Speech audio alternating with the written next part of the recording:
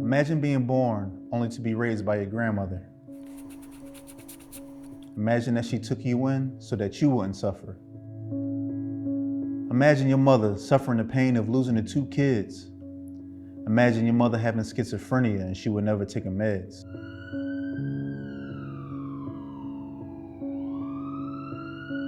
Imagine your pops joining the army to become a soldier. But what if he couldn't bear the weight of the world on his shoulders? Imagine being 5 and losing vision in your left eye. Imagine trying to fit in like the normal kids. Imagine that your new parents is child services. Imagine losing hope in your talents. Imagine that you felt like you had no balance.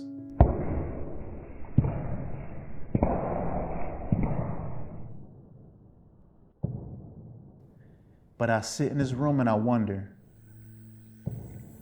where I would be if I let all that take me under. Imagine.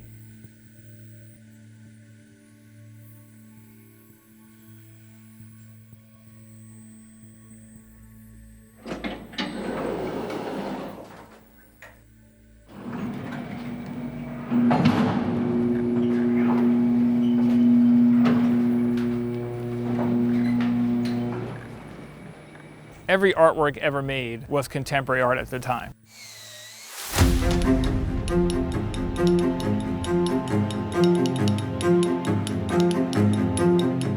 It's only in retrospect that things become classical or things become historical. Here you see an incredible body of work over a number of years. It tells about an important period of time. I hear people making a comparison, drawing Justin Wadlington in the conversation of the Warhol and Herring of the 80s. And I think there's something about the purity that I see in him, the soul of an artist, that is reminiscent to me of Keith or Andy.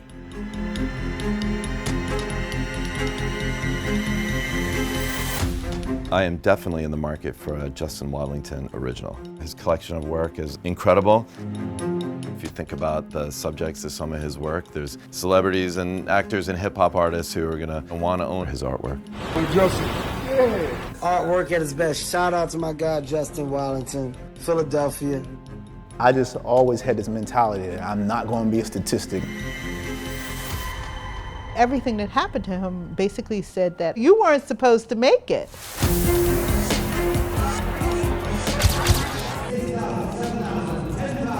The title of this painting is called... The curtain first drops, it's your first image of something that will be eternal.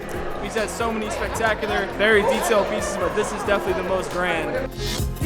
Self-taught artists, we definitely have to take a different road.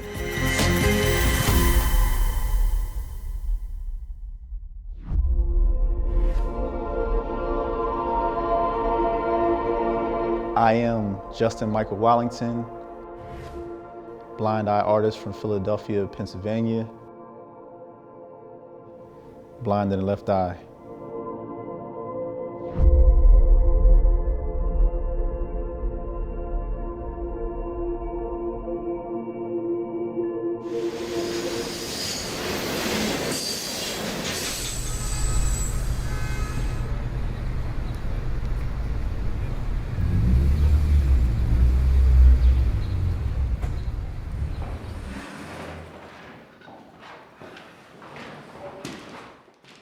Life story, yeah. Mind not sharing like kind of what shaped you, you know? Man, how much time you got? I've worked on this painting every day.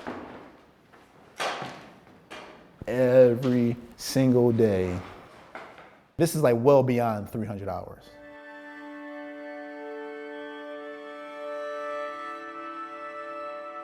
Self-portrait, a symbol of evolution as an artist.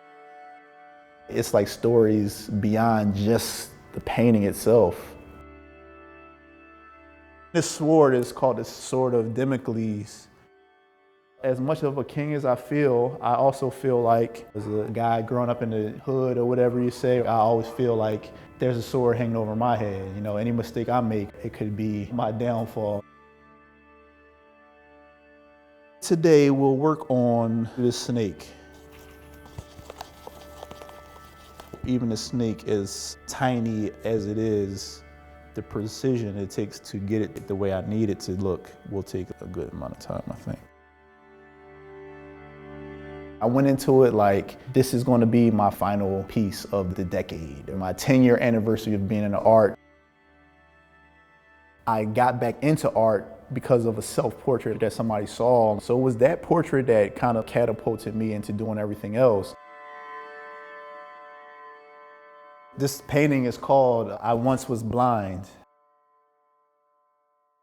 I've been called one eye and stuff like that growing up, and it's kind of like I used something that was used to offend me. Now I'm embracing it. Sometimes it's hard to even remember what it's like to see with both of my eyes.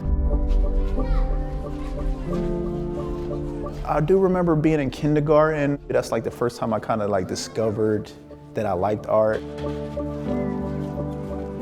I was a big fan of like cartoons, Ninja Turtles and Transformers.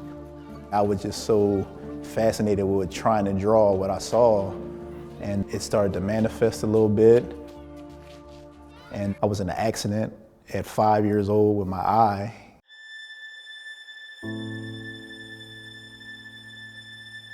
I remember like it was yesterday. Typical day at daycare. I probably was drawing that day at some point. I got up to play tag. Somebody was chasing me. I'll look back, and then I look forward, and then right when I look forward, a piece of metal must have been protruding from the wall, and bam! Poked me right in the left eye. Then like everything went black. I remember yelling like, I can't see, I can't see.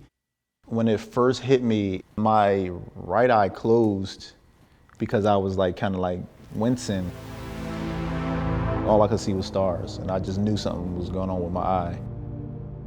When I opened my eye back up, I believe that I saw lights and swirls and some sort of crazy, trippy pattern. I went to the hospital, had a lot of surgeries. I remember that home moment when that occurred, and we just didn't know what was going to be the outcome in terms of if he would ever see again. I could see for a little bit afterwards. Then over the years, my vision got worse until like just went blind all the way.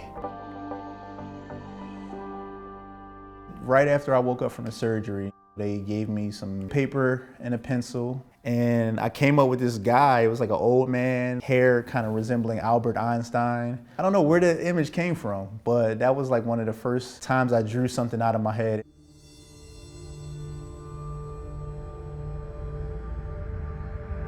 I lose track of time. Sometimes I don't even leave the house. Like sometimes I haven't left the house for a week.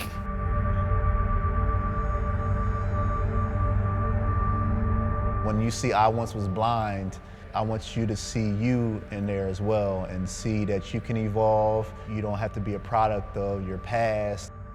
I want to have this big art show to unveil my painting, and I want to invite my friends and all of my supporters who have followed me along this journey.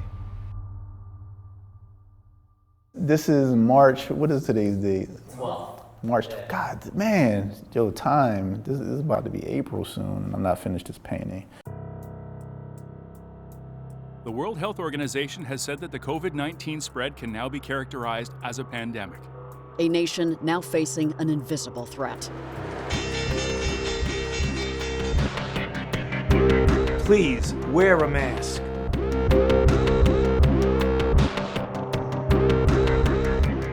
I was excited to unveil I Once Was Blind.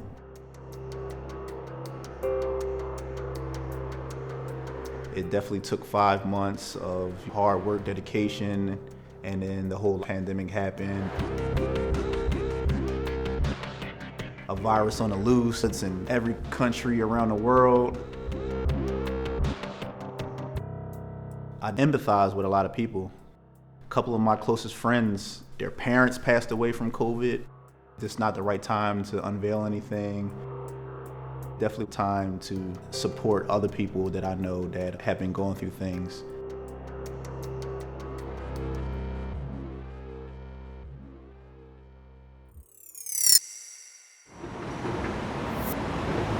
Man, basically everything shut down. But luckily art has given me a high patience level. I started to get an itch, like another itch to paint again.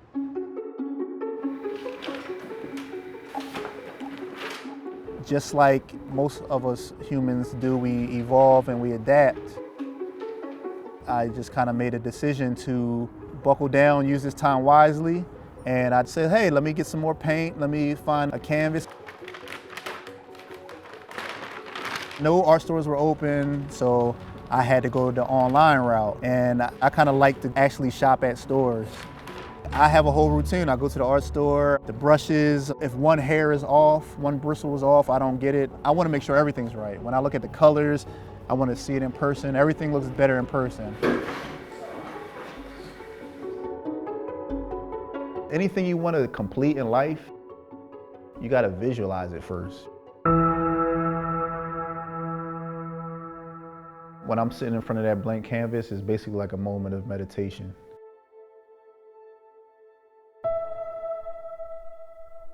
I basically go through all the steps in my head. What color, what base color I'm gonna put down first, and I start to build it in my head slowly but surely. Once it's built in my head, it's pretty much manifested onto the canvas, and now my hand is just moving and getting through it. It's gonna be a marathon.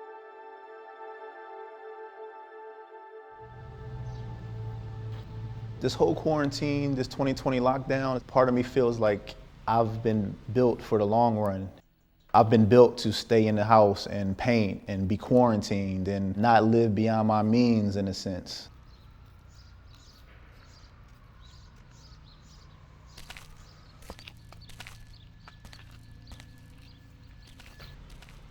This right here is one of the group homes that I moved into right before high school.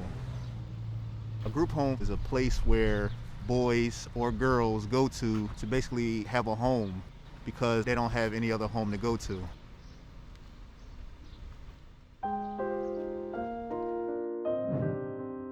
My dad, he killed himself when I was 2 years old. I know that him and my Uncle Larry fought in the Vietnam War. There's not really much I know about my dad other than that. It's almost like he's an urban legend or something, like a myth. My mom, she had schizophrenia. From day one, I was raised by my grandmother. My mother and me basically raised Justin. My mother kept him in church. Justin, he knew the whole entire Bible by, I think, age 10 maybe. He knew everything, and it was amazing because I didn't, you know. He was a very smart boy. So after a while, my grandma couldn't take care of me, and one day she said, we got to take you downtown. And we went downtown, City Hall, and got basically put into the system. And that's where the journey of the emergency shelters and group homes happens.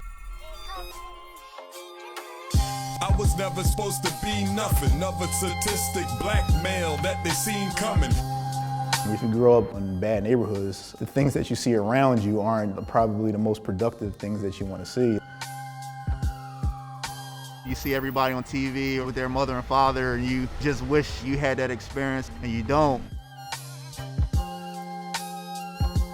Because of my eye, it was really hard to feel wanted. It was not until I started to draw that I finally felt accepted amongst my peers. His mother, that's where he gets all his creative genius from. His mom was a genius, my sister. Growing up without a father figure, a lot of the young inner city guys like me, we tended to look towards hip hop artists and entertainers for guidance, so to speak. I tried the community college thing, and this time I'm living with my uncle in North Philly. 7 o'clock in the morning, rush hour, all the kids going to school. I'm on a bus with this like big giant like foam core project and like trying to squeeze on, and like all the hood people looking at me like, what's up with Bo with the...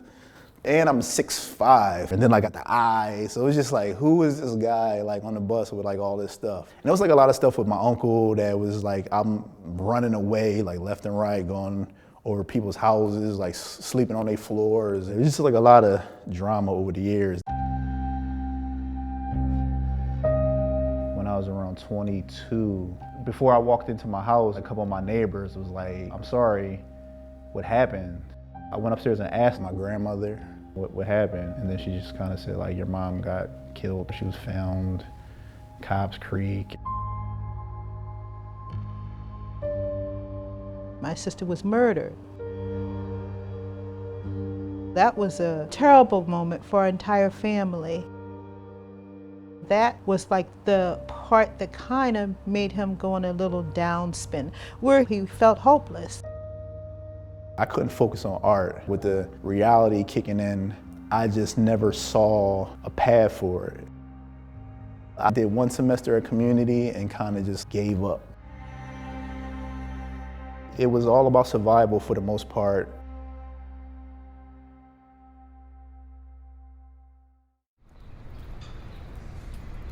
I definitely had to pay the bills, had to get a job, and I got a job at the airline.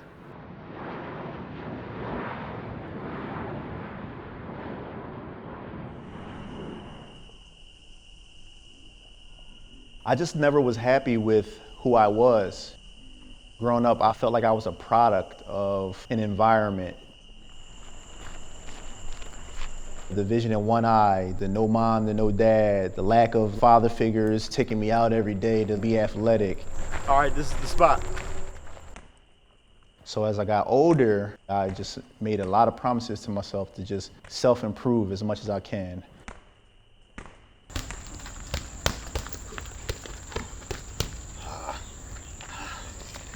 I'm gonna get it. Me and Gene have been training for a while, and Justin saw us working. He was looking for a way to expand his life journey, health-wise, and just, you know, something that he really felt passionate about. Piqued his interest, and he said, would you guys mind if I worked in with you? So I worked Justin through a couple routines. We started off with defensive reactions, like just getting him to react to shots coming.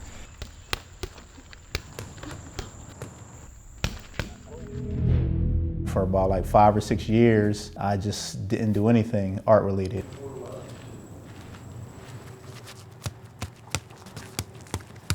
I honestly think maybe that break was meant to happen. It was meant to season me in other ways. Destiny guiding me, and then when I was ready, I would embrace it.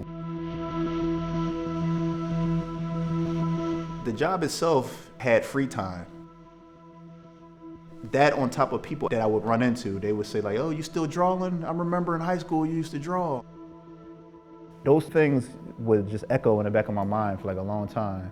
And then I think that one day, maybe it was the right picture I saw or something, kind of just triggered me to just say, you know what, I think I'm gonna give this another chance.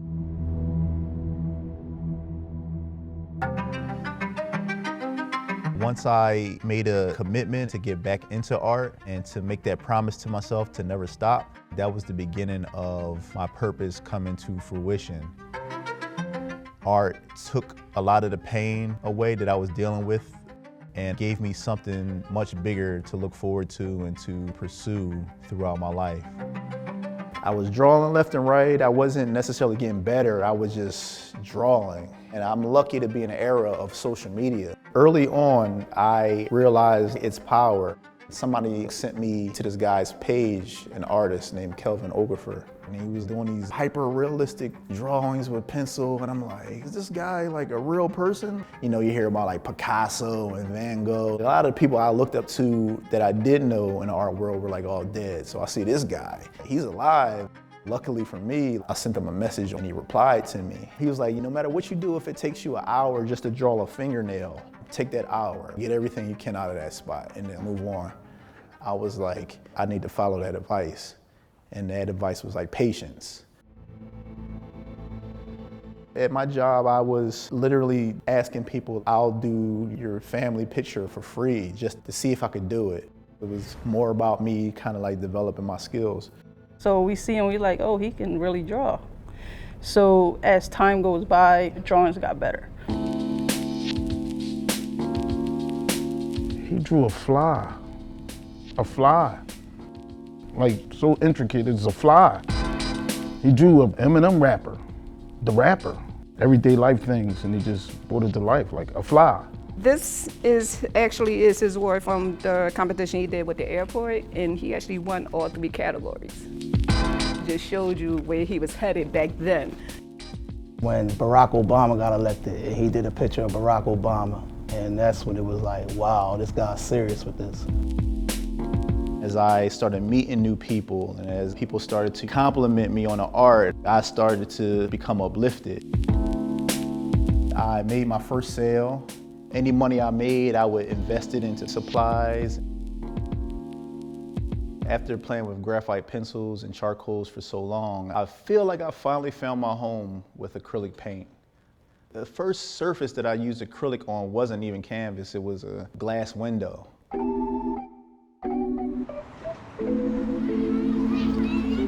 He often reminds me I was the one responsible for getting him to take this serious. He was marking on sneakers and t-shirts. I was opening up a daycare center. I said, I need some characters on the windows. That same day, I went on YouTube and it was like how to paint on windows and walls. I actually like learned how to do it that day because I didn't really know how to do it. Somebody else that owned a daycare asked him who did that and they recommended me. So I started to kind of like the whole painting thing and I'm just like, all right, this is something I want to evolve into. When he took it to canvas, taught himself how to paint, it just went to another level. Any medium, whether it be graphite, oil, or acrylic, the layers are extremely important to capture that 3D effect that I kind of want to bring out with my art.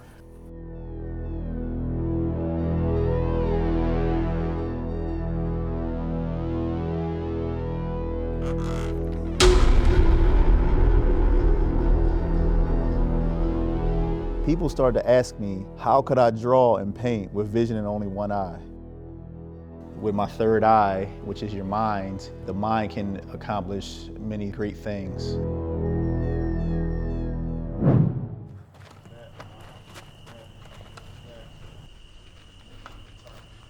Basically, we have Justin doing a reaction drill. So the lights signify a different hand, whether it be if it's green, it's a jab, if it's red, it's a rear hand. He has vision in one eye, but it doesn't force him to be in a box.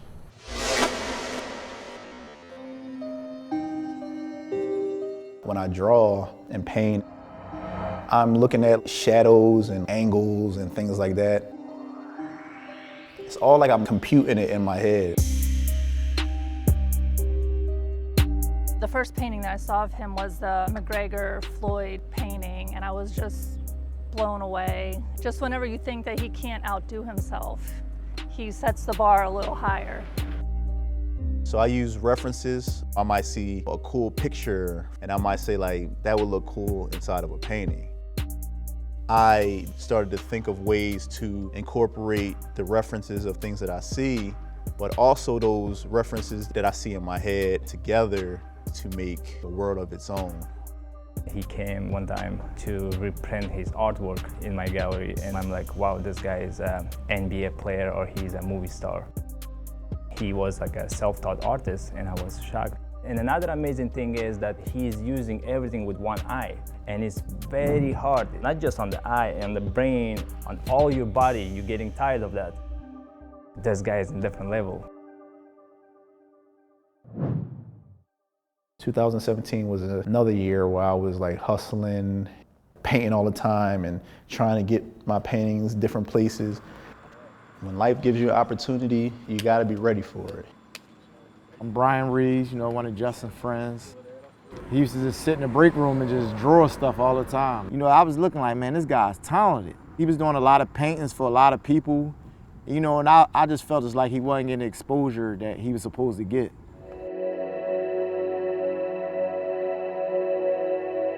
I grew up with Kevin Hart's manager. You know, he kind of like took me in when I was younger and showed me the ropes. Justin said, if I draw a picture for Kevin Hart, could you get it to him? I'm like, yeah, absolutely. So many years I put that on hold because I didn't believe I was as good as I wanted to be with the painting. That time I saw Brian was the time where I finally felt like I was ready to do Kevin Hart.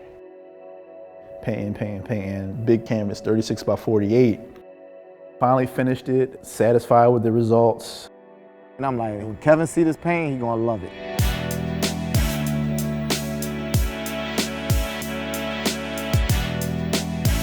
He hit me back up and was like, yo, they really like that jump. He said in a couple of weeks he's gonna be in New York to tape an episode of Saturday Night Live. You can come up there and deliver to him personally. And I said, what? The day New York happens, got the painting, Kev comes in and he's looking at it and he's like, man, this is crazy. Like, you did this? And I'm like, yeah. And like my mindset was to give it to him. So it wasn't like I want Kev to buy this off of me or anything like that. The next morning, when I went on my page on Instagram, it was just like nonstop likes and follows out of nowhere. And then I saw the tag and the ad and then it was Kev and I was like, man. Artwork at its best. Shout out to my guy, Justin Wadlington, Philadelphia. God damn. Kev posted a picture of him with my painting in the background and just had, I would like to thank Justin Wadlington for this gift. He went above and beyond for us, just like Justin did for him. So I'm just like a little kid, like, bet, like, you know what I mean? If something is like paying off. I got like 10,000 followers off of that picture. And then I get an email and it says like something Shack LLC. I'm like, Shack? And it's like, yo, I want to see some of your artwork, man. Like, good job on that. I was like, is this the legendary Shaq, basketball player Shaq talking to me? And then he sends me this video. It was like, yeah, it's me, big dog. I want to look at some of that art. Yo, send me a catalog or something, big homie. Send me a catalog or something, baby. This is like a double whammy all in the same day. And then Justin forwarded me the video. I was like, oh, it's really Shaq. So I'm like, all right, let's get on it. He wanted the Biggie Smalls painting. I was telling Justin, you should paint another painting. Found a dope picture of Shaq that I never seen before and did that. And we took both of those out to LA. It's the first time I ever hopped off a plane, going down to baggage claim, and like somebody's holding a sign up, just got your name on it. Where we at? What we about to do? LA, about to drop Shaq Diesel off his pictures. Making moves. So we met at the Waldorf Astoria. You see this giant walking down. Me, dog? Yo! You Justin? Yeah, this for you, bro. Oh, man. You playing this, you trying?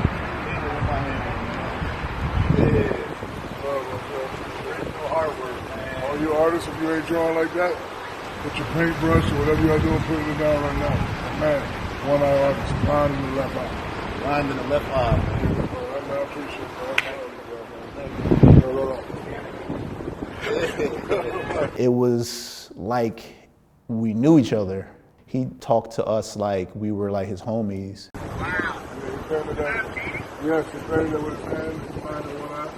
We started talking about the Sixers and the Lakers and the finals and Allen Iverson. And he said he actually wanted us to win that one.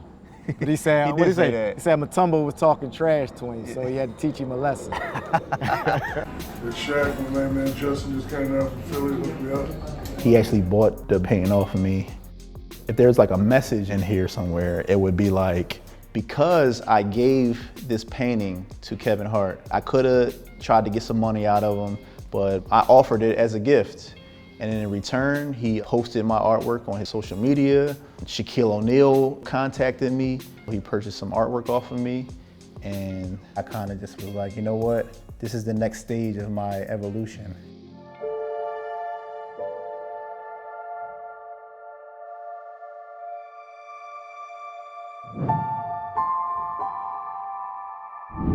Because now I want to finally start to dabble more into my ideas, concepts that have never been seen, and I'm twisting reality and history.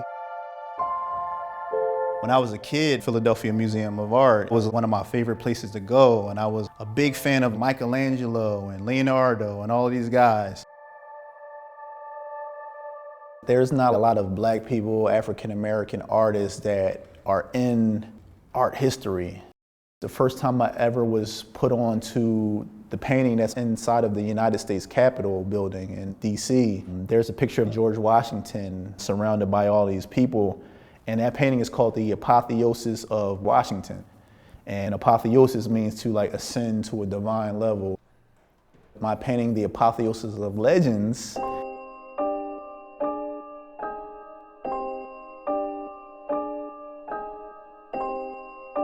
when Nipsey passed away, his legacy seemed to just ascend to this like crazy level that it's sad that it didn't ascend while he was alive. It made me want to incorporate him with other legends that have tragically been killed. That's when I added Tupac, Biggie, and Eazy-E. They're like in this heavenly looking realm.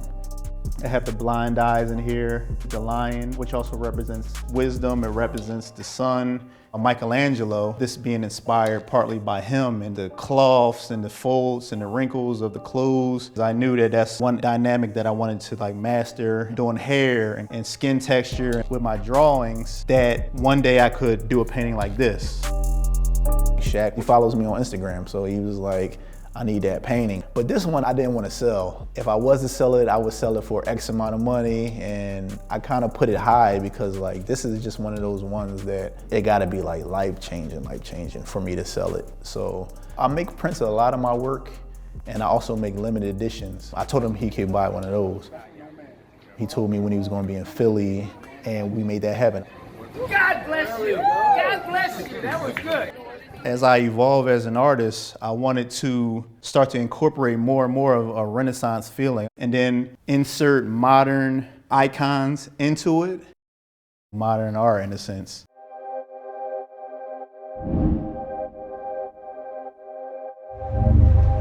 Leading up to this painting that I'm currently doing, everything up until now was just like practice.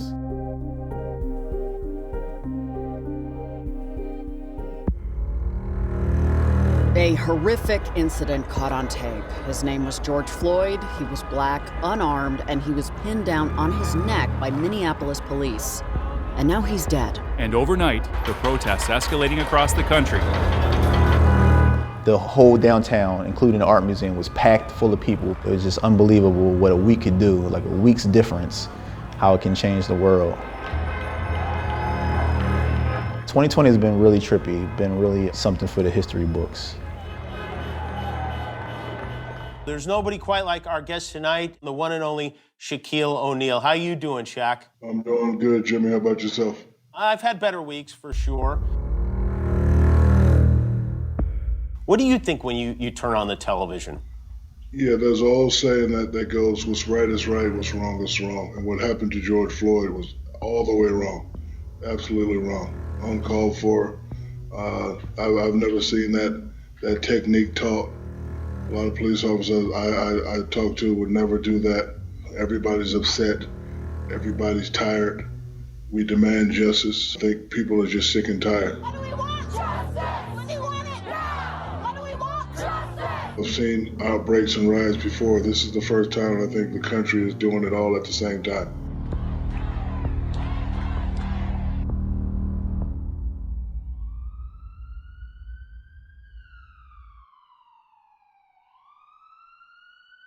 You know, there's definitely power in symbolism, there's power in imagery.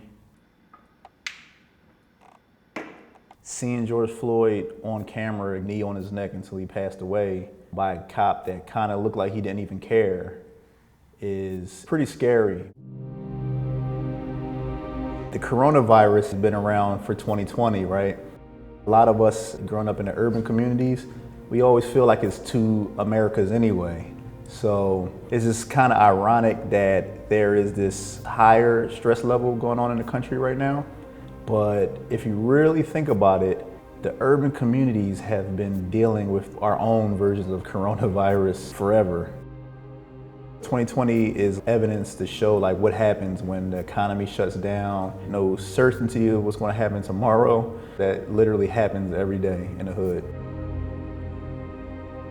This painting, I call it the Black American dream. It just seems like it's a little bit more struggle involved in it. I believe that I'm a part of that Black American dream.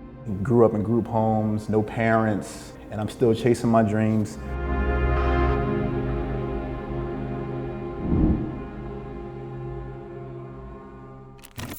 Put the mask on, COVID-19 in 2020. Strap up, no mask up. I got a phone call from Stephanie Roach at the Flag Art Foundation in New York City. Let's stay in touch. Cool, definitely. She congratulated me on Shaquille O'Neal having my painting, The Apotheosis of Legends, behind him on national TV. She mentioned to me that there is an art exhibit that will be in the Hamptons, and that art show represented what's going on in 2020. So what she didn't know was that wasn't the original. That was a limited edition print of the painting. So when I mentioned it to her, she was like, that sounds perfect. I'm gonna run it past the Academy. We were talking about shipping, and I was like, man, I'm from Philly, but I was like, I'll drive it up to New York. Turn left onto West Broadway. New York, every time I come out here, it makes you feel like you have a greater purpose. Especially coming out here with a purpose, it makes it even more complete.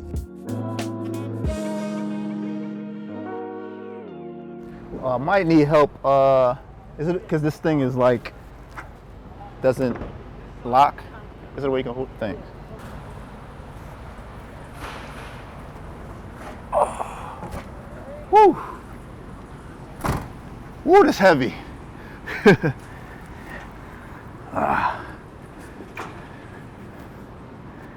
The New York Academy of Art is a very prestigious art school. It was founded by Andy Warhol, and it was a dream of his because he believed that figurative art is the foundation for even the artist who draws a line.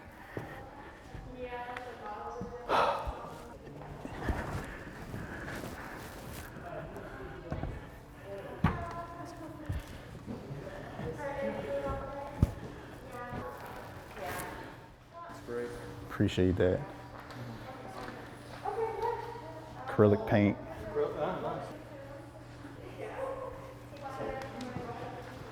Really weird time to be putting together a show. Right. And the 25th is still on, right? It almost seems like it's a dream. I feel numb.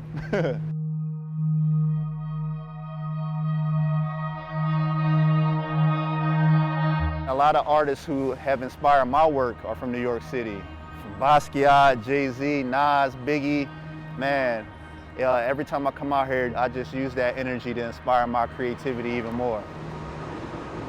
You know, you might be walking down the street and see an instant inspiration. Just 2020 alone, this statue has seen so many crazy things. You don't really hear too much about African-American sculptors. Simone Lee, she's big time. She has one of her statues, Brick House, downtown New York City. Right before I started my I Once Was Blind painting, I went out to actually see the making of Brick House. I was instantly inspired. It's very powerful as a young black girl to walk down the street and see a statue of a powerful black woman overlooking the city. And even in a time of crisis or pandemic, she's there overlooking, powerful, undamaged.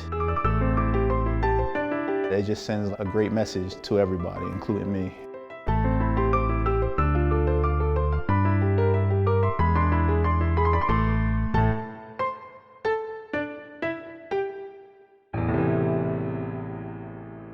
This painting, BAD, BAD, the Black American Dream, I wanted to incorporate a lot of Black success stories all in one painting.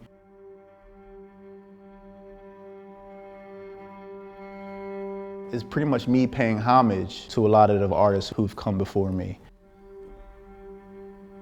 I was like, I gotta do Jay. He's inspired me time and time again when I felt like giving up. Marcy Projects is 1 mile away from where I'm sitting right now. And not only has Jay-Z emerged out of that project building, even in the places where people think that there's no talent, no hope, roses are growing out of it. I'm just an artist out here. Nah, I feel you. Yeah. I respect it. Yeah, no doubt. Got you, bro. Yeah. Okay. Such an amazing feeling to be out here in Brooklyn, New York, in front of the one and only Marcy Houses, the place where the man, the myth, the legend, Jay-Z was brought up.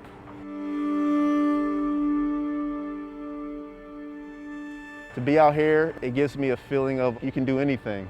And that's the whole concept of Black American Dream, is that you can come from anywhere and rise to any level you want as long as you have the right mindset.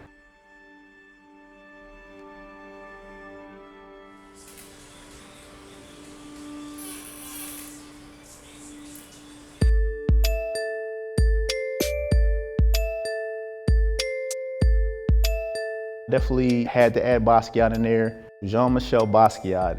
The first person I learned of Basquiat through was Jay-Z. The painting to the left side, it was purchased for $110 million. He didn't go to art school. He was in an accident when he was younger too. Basquiat died in 1988, which is the same year that I lost the vision in my left eye. One of the key things with me is symbolism and metaphors. The Beyonce statue is named Nike of same old race. And before Basquiat became independent, so to speak, he was a part of a graffiti group called Samo. So that's a cool connection as well. Artists that I've seen start shading from the jump, like from the first layer. And I feel as though it's just like life, you know what I mean? Sometimes the complete story is in the buildup. You know what I mean? You don't want to go straight to the shading from the beginning because you're missing a lot of depth and details that the layers bring to a painting.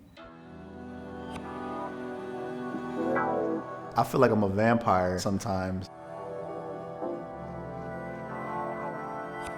The night is peaceful and I have just lights around me. I'm definitely on a deadline, so I'm gonna have to sprint and hurry up and get this done before I head up to the Hamptons.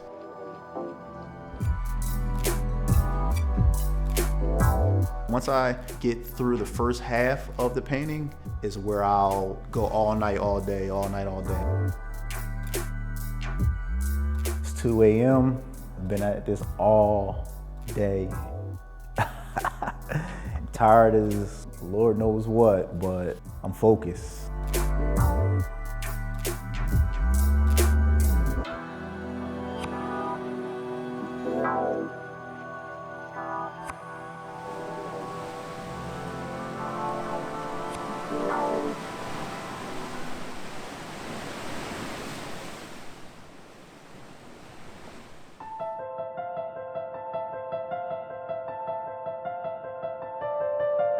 In such complex and fraught moments in history, oftentimes creative thinkers have been the way forward. In the most challenging times, in that moment, it's hard to see light in the darkness. And creative thinkers have a different way of working anyway. I would say many artists work in isolation. On top of the fact that there was such an intensity about what was going on in the external world, that alchemy of the two, I think, made for an extremely loaded and urgent and important message that needed to get out there. And so with 2020 Vision, we have 42 artists and 18 writers that all address this from different angles.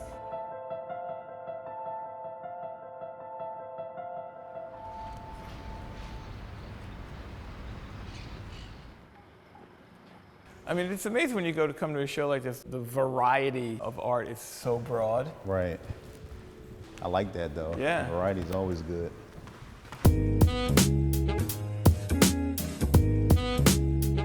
See, that's right up your alley. That could be something connected to the Matrix or something. Exactly. I love stuff like this. Glenn Furman, Big G, that's my guy, that's my friend. I do remember Shaquille O'Neal mentioning how we should get in touch with him. I wasn't fully aware of his influence in the art world when we initially met. Ever since then, it's been a great relationship. He's been a mentor to me.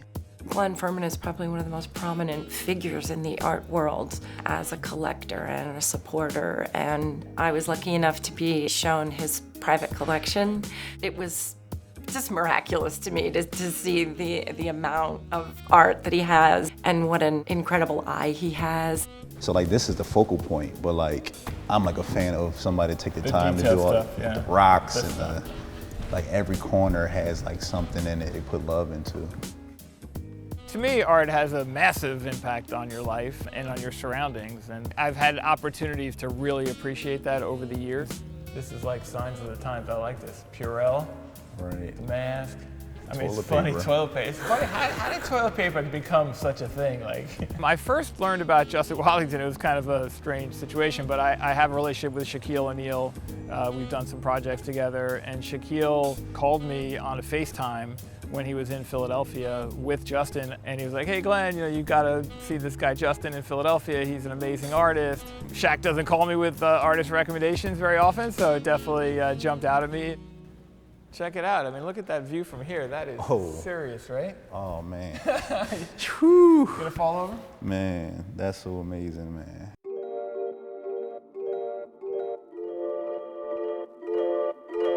That just looks so epic.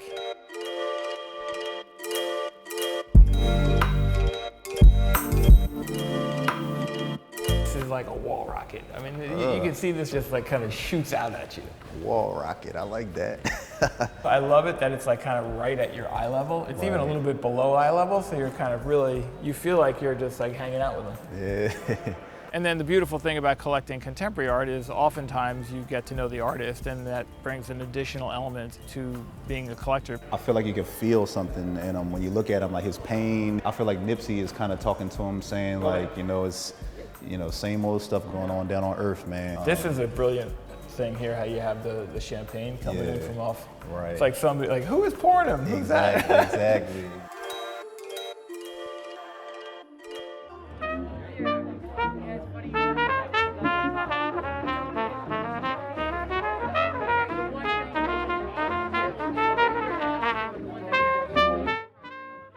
I think all of these people are dead, right? I think it has something to do with like afterlife or heaven or hell. It seems like it's a door to something surreal.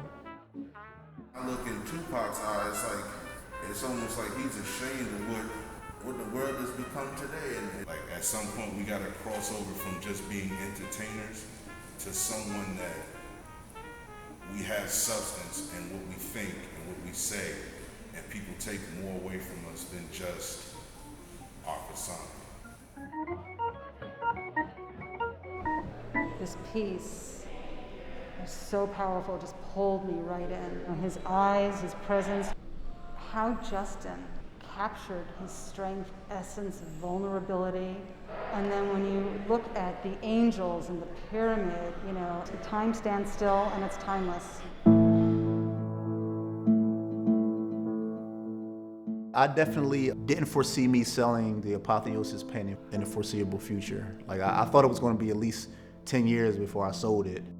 Because look at this, I mean, that's just, it's really, really incredible. But then I got an offer I couldn't refuse. I've wanted to really own a unique work of Justin's for a long time. He doesn't sell a lot of work, he just likes to keep it himself, which again, I really respect, and I think most great artists become their own biggest collectors if they can afford to. And so we just discussed it, and Justin allowed me to buy it, really is how I phrase it. I'm very fortunate to own it. I think it looks amazing here in the museum, and I'm confident it will look equally amazing when it's on the wall at my home. It really, really meant a lot to me, especially because of who purchased it.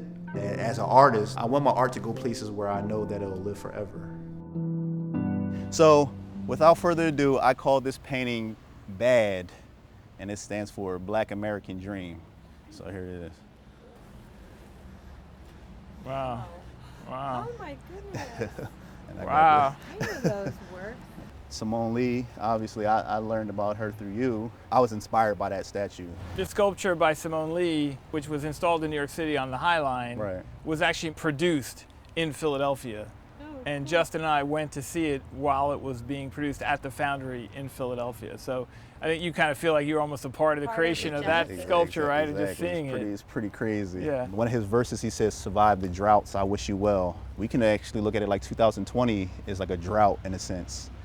There will be droughts, there'll be downtimes, but if you survive them and you come out on the other side, that's probably where success is at. Justin's work, like a lot of the work that I really like, it has a technical acumen and clear prowess that is evident when you see that he can paint. He's just a really great painter, but having that skill alone doesn't lead necessarily to be an artist that is of interest to me. But you know, if you pair that great skill with subject matter, structure of the painting, what's going on, that was what I found to be really interesting.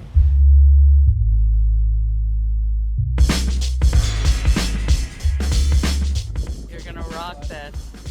Let's see it. Woo! While we were out in the Hamptons, Glenn took me wake surfing for the first time. That's epic. Man, I've seen his pictures, I've seen videos of him doing it. He has his kids with him on the same board as him, and I'm like, oh, that's cool. I need to try that.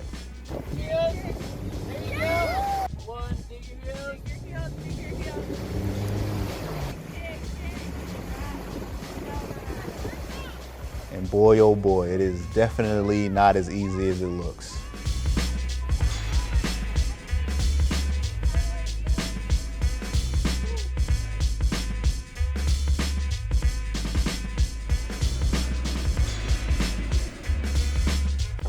Hi, Sure. Hi, baby. Everything good? Yes, yes, come on in. This is a flyer of the wow. art exhibit out in the Hamptons. Oh, this is great. Yeah, 2020 vision. In correlation with what's happening today, right? Exactly. And the back has Oh, 2020 vision, Southampton Art Center. Justin Wadlington right there. I see it. How about, let me see if it'll sit there by itself. My Aunt Cheryl, she's basically been there since day one. She's been someone I could always go and talk to. I was selected by the New York Academy of Art, and they asked me that I want to be a part of it, their exhibit. I know you said yes. Of course I said yes. It was like, man, who, me? Wonderful. I'm so proud of you. I just wanted to tell you about it as well, yes, too. So. yes. I am just so proud, but I knew this would happen. You know, and I know a lot of artists are just dying just to get in the door. You know, it's all about who you know, and and it's hard. So, but you're breaking boundaries. Just keep up the great work. When you put goodness in the world, good things happen. This is my sister, your mommy, you know, Linda. You speak her name. This is Linda Wadlington. And she did this self-portrait with those praying hands. I think she's looking up in heaven. Yep. Heaven's everywhere. Yeah, heaven is everywhere. I think so. Yeah, hell right now is here on earth. You know? Right. Looking at it now, it's like a prayer and hope for you to grow up to be who you are now. Not only did your mother give you a gift, your grandmother gave you a gift. Right. Your grandmother made sure that you knew how to survive through the storm. Your mom, she's in heaven just saying, you know, you are the dream. Appreciate that. Yeah, and you're going to keep going and leave nothing short of greatness on this universe.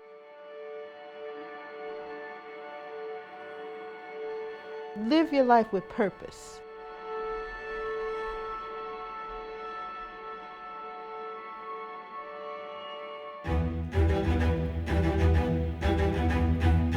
These past 6 months felt like 6 years. Nobody actually knows when this pandemic is going to end, but things have been opening back up slowly but surely, which I'm excited about. So it's finally time to unveil I Once Was Blind to the world. He just did this incredible self-portrait that nobody has yet seen. I've seen a couple shots of it, a couple pieces of it, but not the whole thing. So it's definitely going to be a special moment when he reveals that to everybody.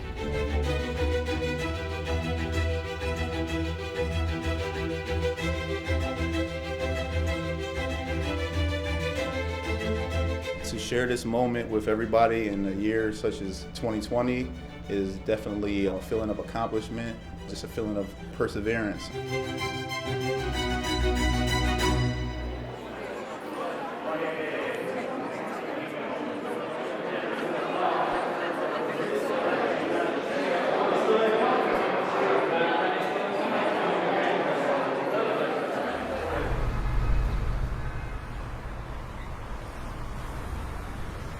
And what about music? Yeah, they supposed to be playing it. They not playing it yet? No, she said you didn't give her a playlist. All right. All right, bye. I'm on my way. You know, all this rushing and all this preparation and everything, and we only really got an hour and a half. And it just seems so crazy. But at the same time, it's like that moment is worth it. That moment of, it could be 5-minute moment, you know what I mean? And honestly, I guess it's like photography. You know, photographers take 1,000 pictures and they might find one great picture out of 1,000. So this is like that.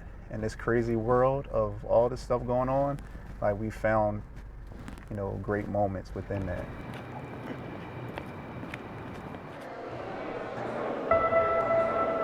Woo! I'm a little nervous right now, but it's all good.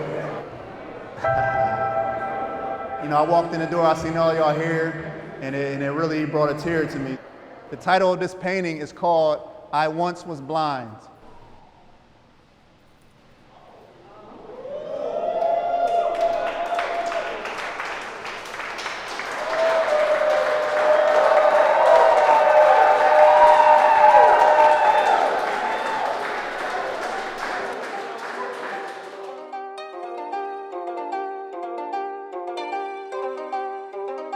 I want everybody to see themselves in this painting. Like, just picture you in place of me. I believe that's what life is about, is elevating, moving forward.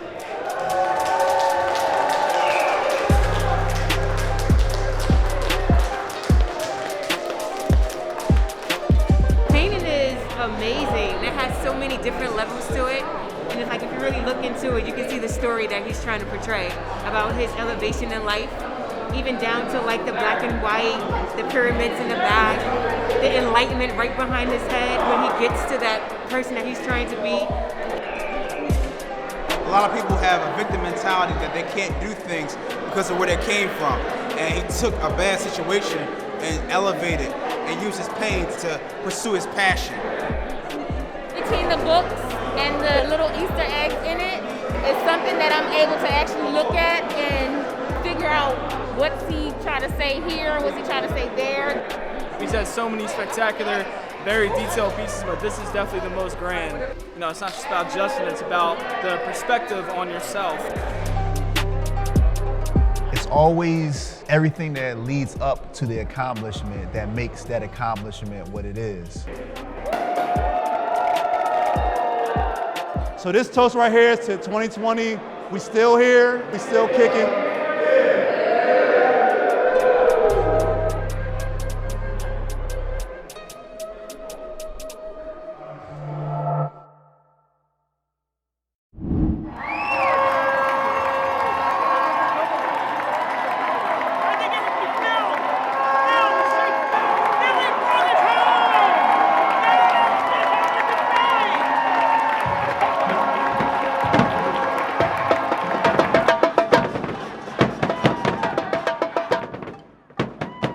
This reminds me of one of those movies where like it's a dark cloud over the city and then something magical happens and then the dark cloud has been lifted.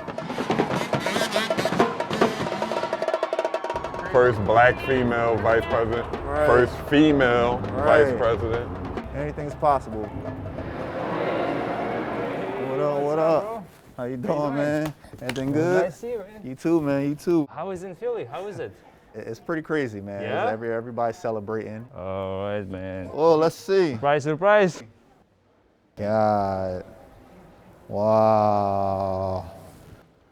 Man, oh man. Let's say 1988. It's the year 2020, and I'm finally getting this framed. I was actually still in a hospital bed after getting eye surgery on my eye. Wow. I don't even know who that person is. I kind of just made him up. With one eye, yeah? With one eye, man. In the hospital. In the hospital, in the bed with IVs in my hands. Wow. This frame is like amazing. It has that vintage feel. Yeah, vintage It matches feel. the paper that's 30 years old, 32 years old. Exactly. So That's how I was trying to do that. That's crazy. To match the paper. You the That's going to man. be in the museum soon. You the king when it comes to this stuff, man. Thank you. Any new projects? Yeah, of course, man. I'm always working, man. I'm working on something pretty epic right now, man. What is it? I can't wait, man. Is that a surprise? You know you the homie. I'll tell you anything, man. But, you told me everything, I know. Nah, I'm actually working on a Kobe. Kobe piece? Kobe and LeBron. Kobe and LeBron. It's gonna be crazy. Keeping up with the media and politics these days is like watching reality TV.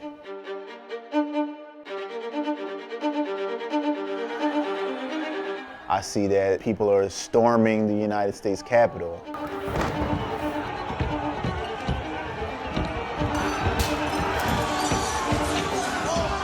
The apotheosis of Washington, I'm pretty sure he's looking down there like, what the hell is going on right now?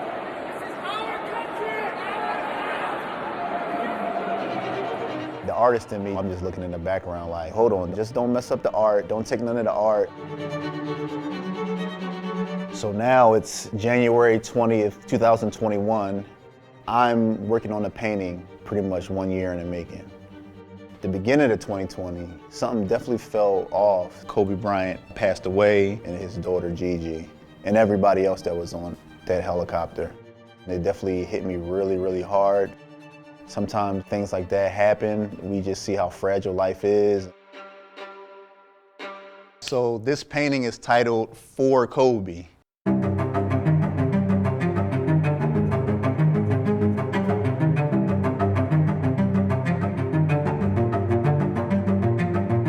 We're here 1 year later, man, and presidential election, COVID vaccines are being deployed, and I'm just doing my part. I feel like art is like a major part in keeping people distracted from the stresses of the world. When I go into detail, I definitely feel like I'm going into another dimension.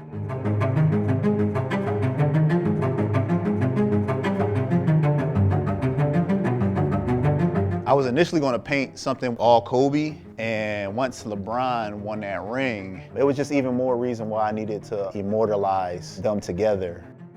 There's a play on words. 4 is LeBron's 4th championship ring. People that grew up watching athletes as role models, LeBron represents unlimited possibilities of black people in America.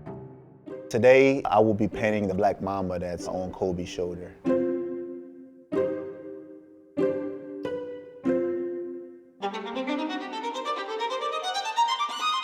I like to have a main story and then like a subplot. If you start to look around in the background, plenty of subplot stories going on there. One of which is Perseus with the head of Medusa. A king gave Perseus an impossible mission to go kill Medusa and to bring her head back to him. Nobody believed that Perseus was going to be able to do it. Athena, which is on the other side, gave Perseus weaponry and armor, the ability to fly, the helmet with the wings on it. Lo and behold, he slayed Medusa against all odds. I wanted to unveil this on the 1 year anniversary of Kobe's passing.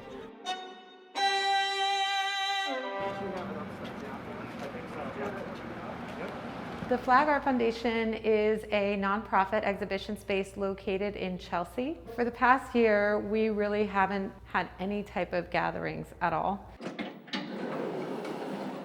But leading up to this particular special occasion, we decided to take every precaution, and that involved getting COVID tested, making sure that everybody was socially distant. I knew that Justin was making a new work, but I didn't know exactly what it was. And then as we started to near 126, I had a definite feeling that it had to do with Kobe Bryant. I knew in the past year that was something that really hit him very hard.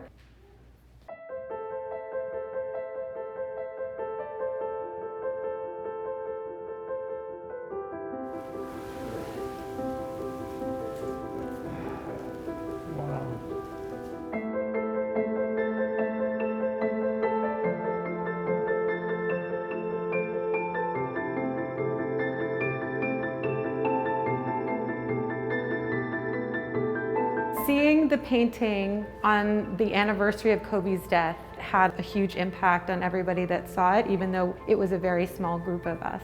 There was a lot of thought that went into how he wanted to put together this image. The reflection of Gianna and the trophy, she's one of the angels. It's a made-up moment. He's pulled from the past and the present to the future. I think that's something that's really mind-blowing for a lot of people right now. I wanted this painting to come out into the world the right way the first time. I just felt like it might make somebody smile.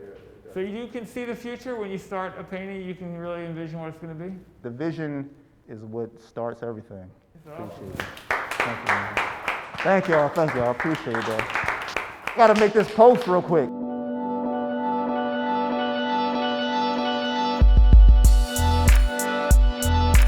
As a little kid, I would look at these masterpieces inside of like museums and look at every corner and see the depth and the detail.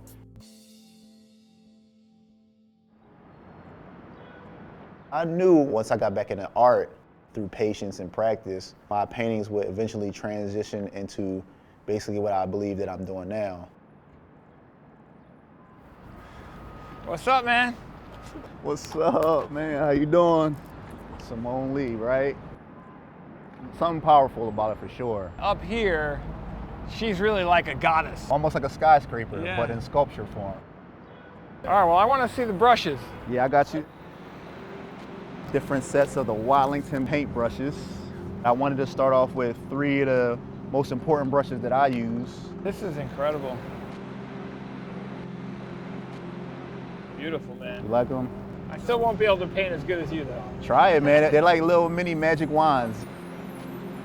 I appreciate the support, Big G. 2021. Bam. Nice. I'm sending a very, very big thank you to an artist I've known for a very long time here on social media. Goes by the name of Justin Wadlington. He's an artist, an incredible artist, blind in one eye, but there's no limitations to his creativity and his raw talent and skill. He's come out with his own bespoke premium set of brushes, so many different sizes and fine points. My guy. So I'm definitely going to be using these.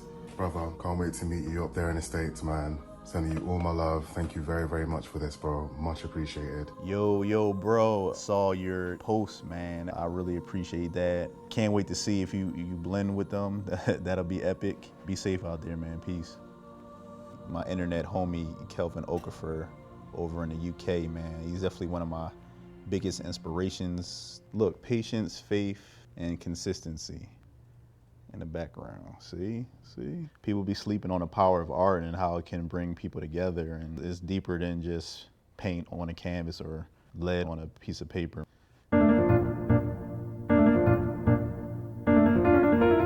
As his body of work grows, as more people find out about his collection, what's even more fun for me is not what he's done, but what is still to come and what is yet to be put on canvas. As his sphere of experience and his sphere of influence kind of grows, the notion of collecting Justin's work would be a great honor. I love this so much. He showed me this, he sent it to me. I think his art is very powerful because there are statements that get made, and yet, even though they're extremely bold, you're not told how to feel. And to me, each one of the paintings, they have a message. They're taking a stance, and yet you can find this duality, I think, in them. I think that's unique in an artist, not to want to dictate to the viewer how they should see this piece of art. I was invited out to be a part of the exhibit in the Hamptons in 2020, and I was honored to meet the president of the New York Academy of Art, David Kratz. Amazing guy. He always says like he wants me to show him how to do acrylic painting better. I don't know if he's playing with my emotions or what, but this is like the president of the New York Academy of Art who is a master in his own right painting. I got an email from him inviting me to be a part of an annual event that they have at the New York Academy of Art that helps students, funds their art programs, and wanted to know that I want to be a part of that.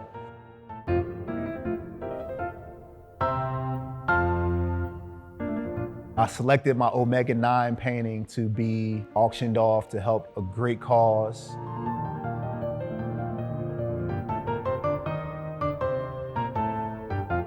And then the icing on the cake was Sotheby's, one of the most prestigious auction houses in the world. Artists for Artists is a staple of the calendar, the social calendar of the New York art world. It's also the place that people come to see the next art stars, the emerging artists, tomorrow's new wave.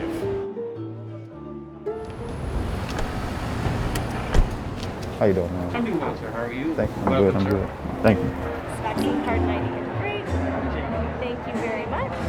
Can't leave home without it. Hey, Justin, hi. Justin, nice to meet you. How you doing? You just look at the art world in general, there's a lot of prestige around it, and you know, these people have a lot of accolades. And then sometimes I look at me, you know, and I'm like, man, drawing cartoon characters and pictures out of hip-hop magazines growing up. Sometimes you never even dream that you'll be amongst those people. Even just to be in the same room with them, not even to have your artwork next to them. It's kind of crazy because like Omega is the last letter of the Greek alphabet, which is the 24th. So it's the 24th letter. A lot of correlations in there. That's why I'm standing next to it. Word, Next to it, baby. Thank you, man. That's why I'm Thank standing next to you. it. Yeah. Your work is amazing. That's dope. Thank you. It's my hands on in the painting. I love it. Yeah. I like it because he knows how to dress. Self-taught? Self-taught, yeah. I actually taught myself how to paint maybe 10 years ago. So that's 60 by 72. Oh my. It's called Eyes White Shut. So when did you start your art career? I did it for fun. But then I guess after I graduated high school, and I felt like there was no real pathway towards it. Because you know, I grew up in like the inner city and stuff like that. So it wasn't really a lot of opportunity to really grow as an artist. You know, what size that coat is? You want to try it on? Yeah, that's fine. It might.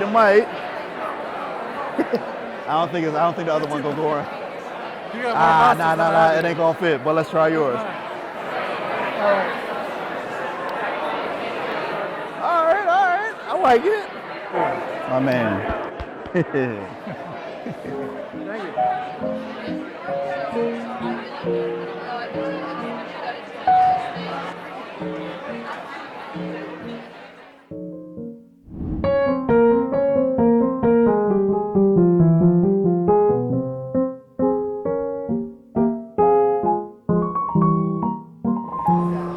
I think you often hear about how arts programs are the first to get cut whenever there's a budget crisis. I grew up going to public school. My mom actually was a public school teacher. My wife's mom was a teacher. So we kind of have a real appreciation for how important teaching is. It's at the core of our country. So tonight we're celebrating the winners over the last 3 years of the Flag Award for Teaching Excellence to really celebrate the great public school teachers of New York City. One thing that we found in our winners and that we looked for was tenacity and passion and innovation and creativity. And I think all those things are really present in Justin's story. And so having him meet the teachers and speak a little bit about his work to them really resonated with them. When I went back to high school, I do remember an art teacher by the name of Brother Richard. He was really cool. He was like one of the first teachers that like asked me to teach the class. some of the things that I knew. Sometimes you feel underappreciated depending on where you grew up, you know what I mean? And somebody to believe in you and to appreciate what you're doing. In my case, I do feel like that motivated me to want to do more and do better, so. Some teachers who really want to meet you. How you doing? How you doing? Justin Wadlington. Justin, yep. I'm really, this has been incredible just to be around your work. I appreciate you. It's been overwhelming. You are absolutely amazing. As an art teacher, this is my dream for every single one of my students and for myself. And so, thank you. Thank you so much. I'm proud of you, and I don't know you, but I am going to say, Dream for me too. You did This it, man. is definitely You did crazy. it. Thank you. It's crazy. The one that I really liked was the Albert Einstein, obviously, because I'm a science teacher. So I got a couple pictures with that one. This is why arts education is important for schools, because students can find their vehicle of expression. To see that art can be a career choice, you can excel at art and actually make a name for yourself with art, not necessarily just being a rapper or just sports. Art itself as a creative medium. Being proud to say I can draw, I can paint. In one of his pieces, it talks about his transformation, and that's something I'm actually going to think about putting in my teaching curriculum, so kids can actually see what it looks like to manifest your dreams.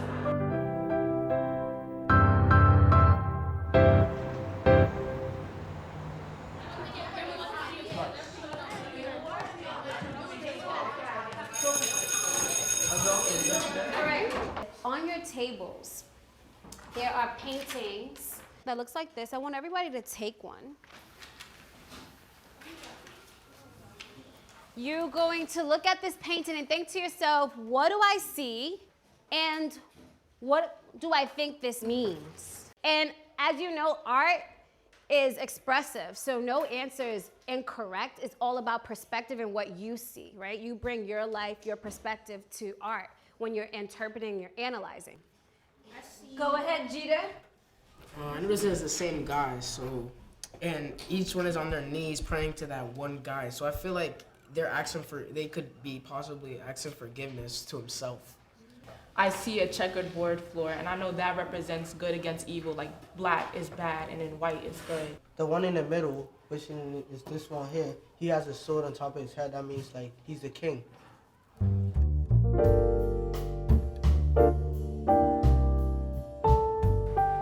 Man, deja vu. Definitely a little nervous right now, coming in here talking to these kids, man. How you feeling? A little nervous. Don't be I don't know nervous. why I'm nervous. Looking at Justin's artwork, I knew that my kids could connect to it because I sort of connected to it.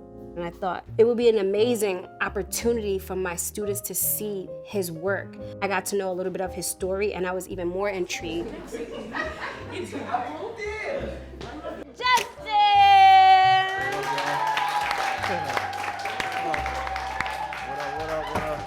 We have Justin Wadlington here to speak to you guys about his artwork. How y'all doing? My name is Justin. I'm an artist from Philadelphia. This is a better view of it. Living in the hood and then finding his way through art is something I felt most kids would relate to and even be inspired by. There's a number of kids in my room that have similar stories. I remember getting invited on a dance and I didn't have any clothes. And I'm in a group home, so it wasn't like I could say like, oh, I'm gonna go buy a suit or can my mom or dad buy me a suit. So I actually borrowed a suit from the house parent that was there. And I decided to paint this to represent more than just me. I wanted to represent everybody. We can all be this person who started from the bottom in a sense and are elevating mentally. When did you start drawing? Kindergarten. When I was about 5 years old, I ran into a piece of metal that poked me in my left eye. But even during the surgeries that I had, it was multiple, I was still drawing. And I stopped drawing around like 20 to 26. Sometimes we might think nobody cares, but even if that's the case, we gotta change our mindset and find ourselves, care about ourselves.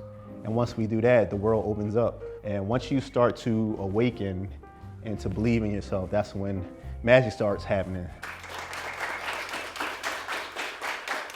All right, guys, Justin's gonna tell you the next part.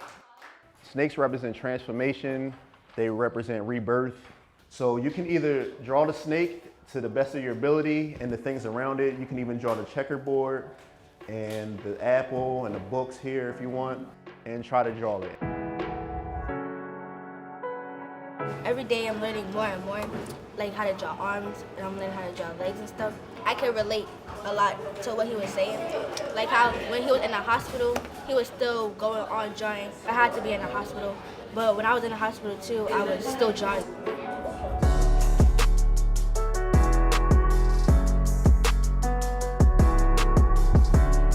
Not many people with disabilities, injury, blind, or anything, they start to give up on their dreams, but Justin kept going through. He was in group homes, shelters, went through a rough time as a child, but he ain't let that stop him. What do you like doing, abstract or realism? I'm practicing realism because I'm trying to make a portfolio for LaGuardia. I would like to be an artist when I grow up because I just find that it's very interesting. It's an interesting career path. This was motivating because one day I could get to that level because that's like amazing. He picked up that compassion for the world and he's using it to inspire other people. I always wonder if my grandma, if she was around, I wish I could call her up and tell her the good news. That just inspires me every day to use these gifts that I believe were given to me by my mom, by a higher source, and use them to be somebody, at least in the art world, where some kid that looks like me, some kid that grew up without parents, I want them to see that it's possible to excel in your craft. When I came in here and talked to these kids, it all felt like I'm where I'm supposed to be. Justin's body of work is yet to be defined. He's just getting started. But I stand in this room and I wonder where I would be if I let all that take me under. Instead, I harness that pain and I use it for gain. I have great friends that I've long called fam. I've traveled the world, I've visited foreign lands. I've read many books and received many teachings, getting all that I can. And the road to success is my master plan. And I should fear nothing in this world, especially no man, for all of these things have made me the man that I am. Imagine. To the blind, the man with one eye is the king. I is the king. I is the king. To the blind, the man with one eye is the king. I is the king. I is the king. To the blind, the man with one eye is the king.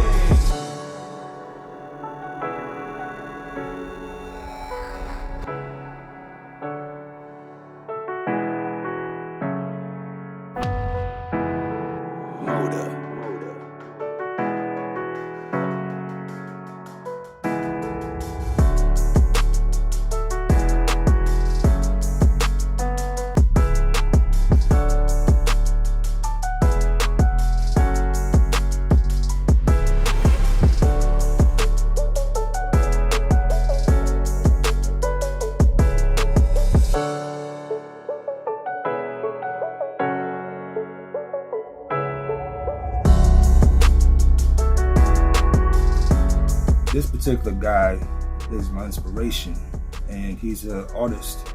His name is Justin. I did this drawing of him. I had the pleasure of meeting him twice. The fact that he's self-taught, and the fact that he came from hard times. I showed him my work, and he loved it. I was able to buy an original painting from him, and I had my children with me when I bought it, and I was explaining to my daughter, like, this is going to be yours.